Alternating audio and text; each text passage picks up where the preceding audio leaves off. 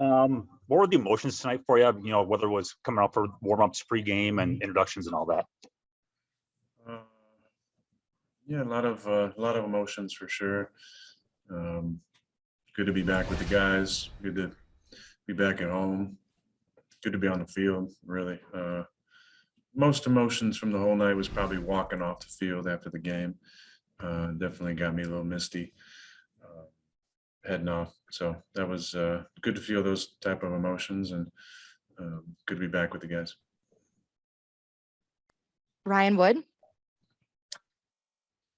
Hey.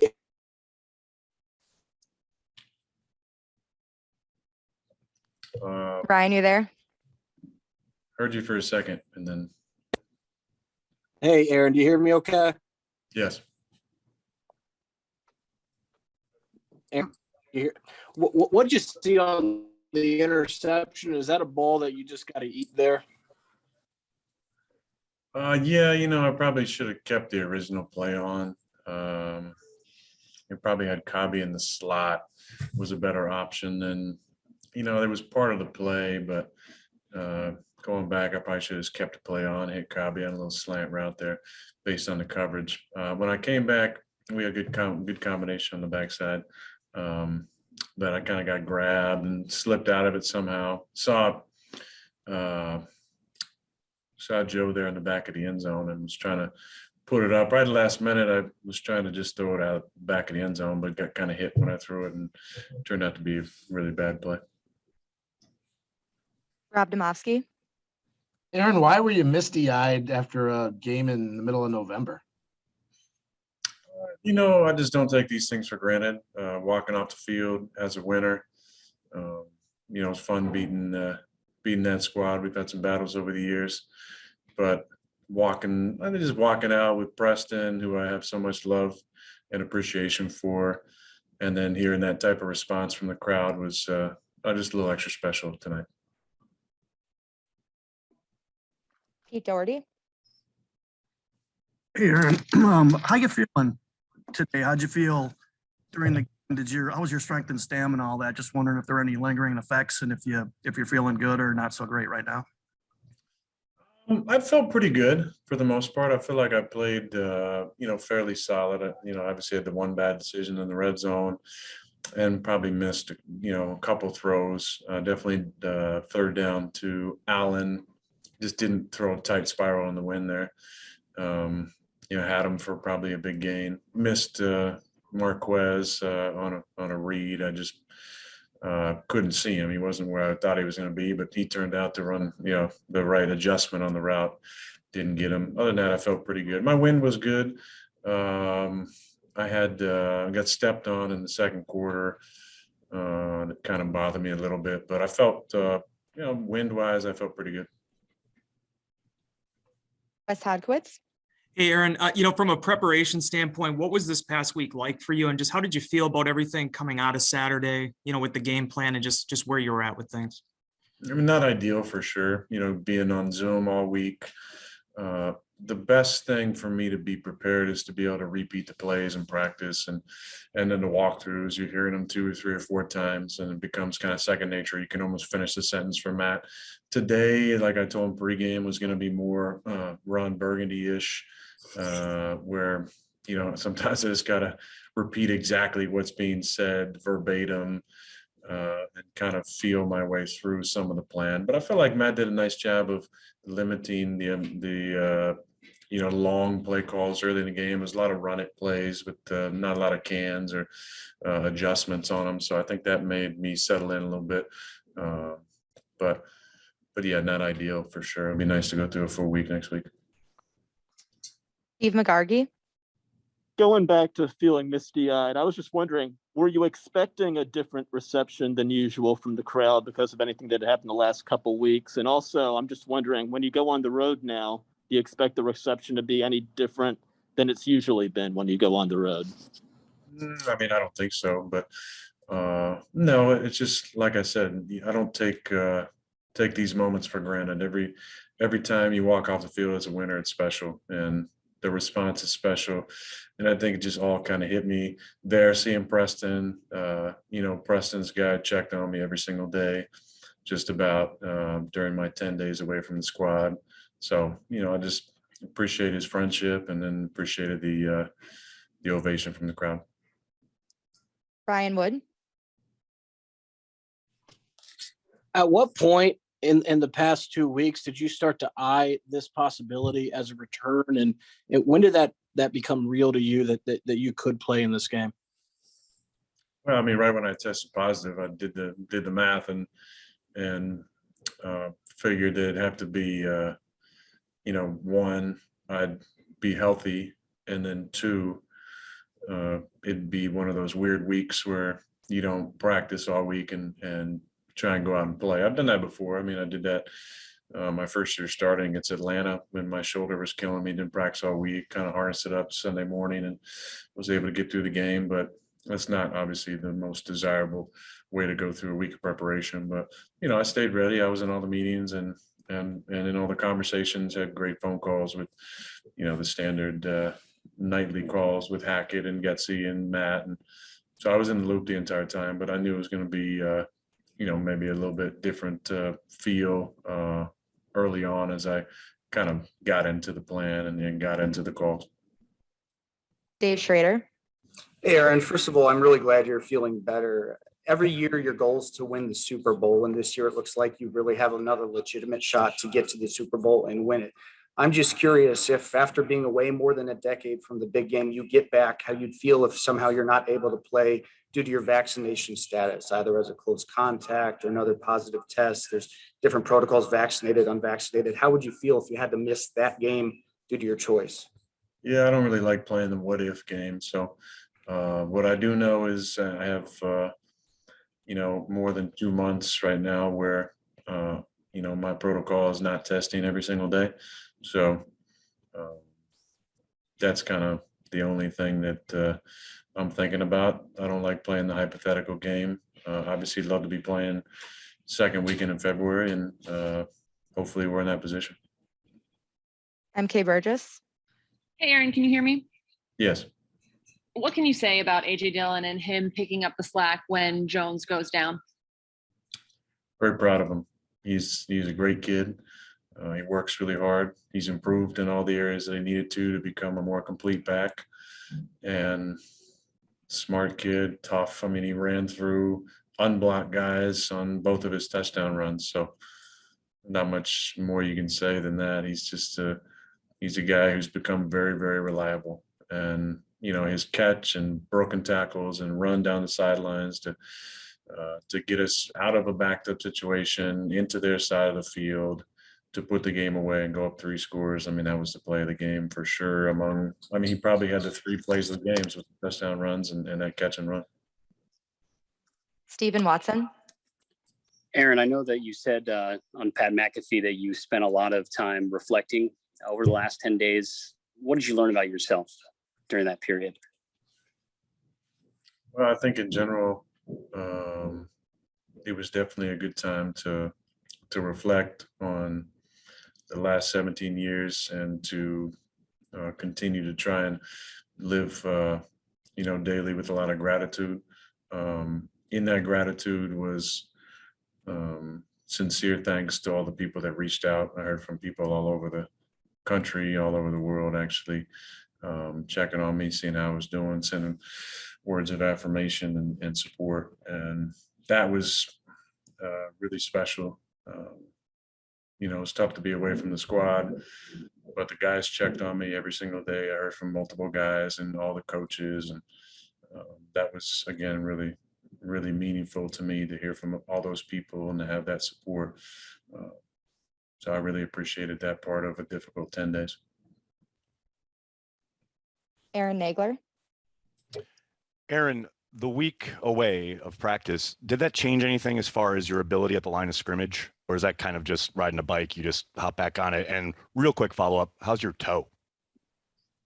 Yeah, it doesn't change a whole lot because we're at home and it would have been more difficult on the road, I think, with crowd noise. But because they were able to hear me the entire time, the only thing that was different was just trusting the cadences, because obviously, I love to mix up the cadences and not getting a chance to do that and have the guys hear me in practice, I was a little hesitant on how that would all come together, but I thought we protected well. I thought we did good on the checks.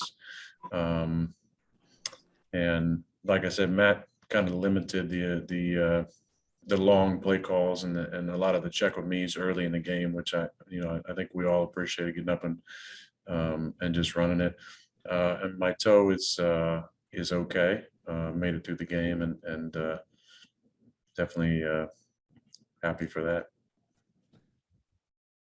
Marty Hendricks. Aaron, could you talk about the play of the defense today? How they stepped up? Yeah, that was championship level defense for sure. I mean, the last 3 games playing against 3 stud quarterbacks, holding Arizona to 21, Pat and the Chiefs to 13, and then shutting out Russell and the Seahawks tonight. That's an amazing 3-game stretch. So I'm really, really happy for Joe and his staff. He's got a great staff. They do a great job. And there's guys within that scheme who are glue guys who've been really, really important to the success. The pass rush has obviously been good, but the guys inside stopping the run, guys on the back end making plays. Darnell and Adrian, I thought I played really, really consistent. And in the corners, you can't say enough about Rasul and Kevo coming back, and the young kid, Stokes keeps. Every single week, he's making plays down the field and knocking balls away. And then, maybe the unsung hero who's obviously getting more notoriety, but Devondre has just been such an important part of our success on defense from a leadership standpoint, from a consistency standpoint. He's just been outstanding. And so we're so fortunate to have him. Rachel Hotmeyer. Hey, Aaron, until the 4th quarter, what caused those offensive struggles in the red zone? Just execution. We didn't run the ball well for a decent part of the game, really most of the game, I think, especially not on 3rd and those short where we're usually feeling good about getting a yard or 2 yards. It was tough sledding, run the ball, and then passing it. They played a lot of too high. They played, a lot of jam front, a lot of too high. It was a good plan for them. They executed well, and we just were a little off in the pass game in the red zone, and just didn't have guys open. Mike Clemens. Why are you doing this on Zoom? And how do you pull out of this? You just won a football game. You don't sound that happy about it. How do you get this behind you with the division some of these things have caused the last week and a half? Mike, I'm happy. I'm just a little tired. It's been a long 10 days, and to follow up to Pete's, I felt great on the field, but it's been a couple weeks since I've been out there playing, so it was fun to be back out there, and I'm excited for our guys. I really am excited for the defense, the way they're playing. Offensively, we gotta keep getting better. We gotta shore up the little things. There's so many opportunities today for big plays or touchdowns in the red zone. Just the execution was a little bit off. And if we don't have all 11 doing it the right way, playing a defense that can get after you and flies around and is stout, you're gonna have some tough times in those situational moments. Lance Allen. Aaron, you've mentioned your teammates a couple of times now. With what you've been through the last 10 days, do you think the bond is as strong, if not even stronger, with most of your teammates going forward? I mean, I don't think there was any slip in the bond at all. I just really appreciated all the different guys that reached out over that time. Super meaningful, really heartfelt. Guys checking on me. I had guys, bringing me food, friends in the neighborhood, taking care of me, looking out for me. That's just really special things. But to hear from so many people, not just on the squad and the coaching staff, the organization, having, a lot of the suits reach out and check on me was really, really special and meaningful. And then all the people in my life across the country and world too was really, really cool. All right, we'll do 2 more. Pete Doherty. Hey, what'd you make of Beckham's decision? And did you feel like your team put enough effort into trying to sign him? Well, I think that we are obviously limited with our salary cap situation. I'm not sure what he ended up signing for, but I've been friends with Odell for a long time and have so much respect for his talent and his ability. And, I wish him the absolute best in LA. I think, there was a lot of conversations around bringing him in, and for whatever reason, it just wasn't the right fit. But I feel good about the fact that we were in the mix, that there was conversations, and in the end, I guess it just wasn't the right fit. Nancy Armour. Hey, Aaron, you mentioned the people who reached out to you and how much that support meant. I'm wondering about the opposite, though. Can't hear you, Nancy. I said, I'm wondering about the opposite, the criticism that you took from people around the country. All right, we'll do two more. We're gonna go to Bill Huber first, and then we'll go back to Nancy. Bill, go ahead. Hey, Aaron, back to the defense. After that Chicago game a couple of years ago down there, you said we've got a defense or something along those lines. Does it feel, I know we always ask you about championship questions this time of year, but does this feel like the kind of defense that you haven't had over these years? Going back to 2010, obviously. I don't know, Bill. I don't want to throw any shade on any of those defenses. That we've had some really good ones over the years. This scheme is just so much different than what we've had. When you can stop the run with a light box and play more two-shell on the back end, which has been going around the league. I mean, hell, the Seahawks, who've been, in the same type of defense for a long time with Ken calling it, they played a lot of two-shell today as well. That's kind of the way the league is going. If they can stop you with their front and make it more difficult to throw on the back end, that's what they're doing. And that's what our defense is doing, I think, so well, is covering, but being able to stop the run with the two-show has really been, been a big deal for them. And then on the back end, giving them confidence, with some safety help at times, I think has allowed them to play a little more free. And when they are freed up in man-to-man, I mean, there's not a lot of guys open. It's contested catches and plays on the ball down the field. Our best defenses over the years have been opportunistic. We've had defenses that gave a lot of yards and had 40 turnovers. We've had defenses that gave up less yards and then less turnovers. This defense is opportunistic and have been really, really stout the last 3 or 4 weeks. So it's fun seeing them play with so much confidence. I'm not going to say that we're a defensive football team just yet, but we've definitely been playing like that the last few weeks. All right, Nancy, go ahead. All right, see if it works this time.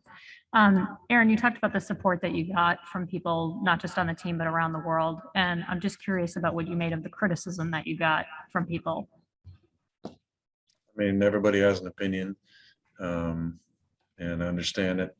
It's a very polarizing issue for some individuals. But I'm just focusing on the support that I got, and it was deep and wide and greatly appreciated. There's always going to be criticism in this world.